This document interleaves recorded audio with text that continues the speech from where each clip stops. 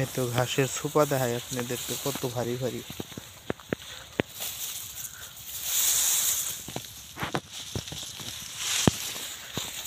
দেখা যায় না রোদ।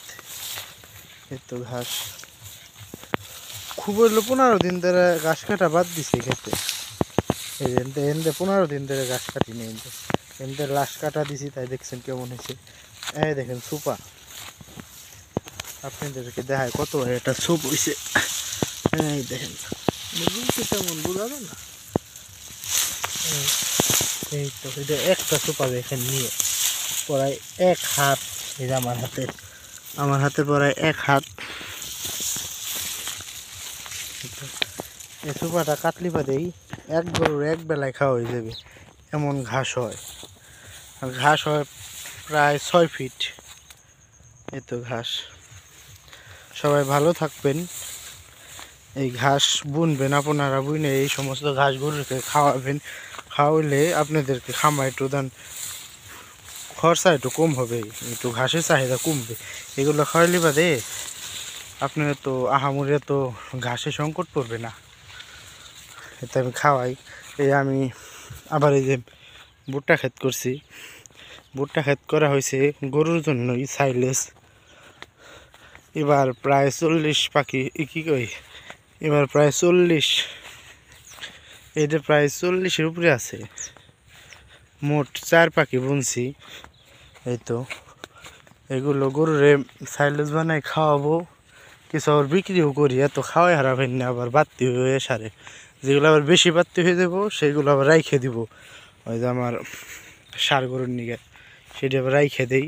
ষাঁড় গরুর শুধু ভুট্টা ভাঙ্গা আর হলো ভুসি, দুটো আর কিছু দিই না। আর এই সাইলেজ দিব, সাইলেজ কিছু ভুট্টা খেয়ে 3 ভাগ করুম, কিছু খাওয়াবো, তার মধ্যে আবার খাওয়াতে খাওয়াতে আবার কিছু বাড়তে আবার ধীরে আইছে।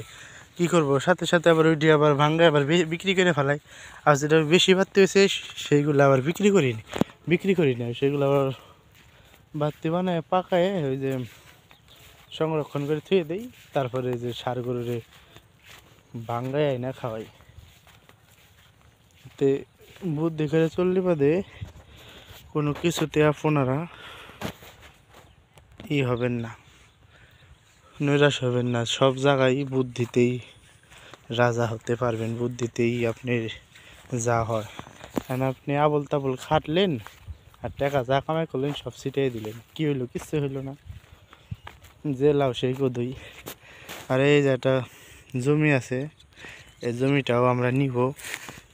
এই জমিটা আছে প্রায় 45 শতাংশ। এই জমিটুকু নিব আমাদের খামারের জন্য। আমাদের খামারের জন্য নিয়ে ঘাস বুনবো। আমাদের ওইগুলা ঘাসে হয় না এইগুলো, তাইতে এটুকু নিব, নিয়ে ঘাস বোনার জন্য। আমাদের এলাকায় বলতে কি, আমাদের এই চকে সরষে ফলাইছে। এই তো ওই যে, আর ওই দিক দিয়ে হলুদ দেখা যায় বহুত। আগে বোনা তো সরষে, তাইতে সবাই ভালো থাকবেন, আমাদের ভিডিওটা দেখবেন, লাইক কমেন্ট শেয়ার করবেন। ধন্যবাদ।